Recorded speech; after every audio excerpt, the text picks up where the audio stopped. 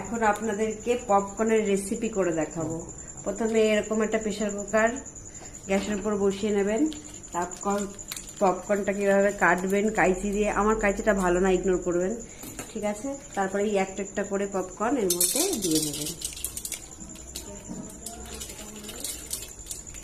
Gas তো সবাই চালাতে পারেন, সেটা আর এক্সট্রাভাবে বললাম না ভিডিওতে।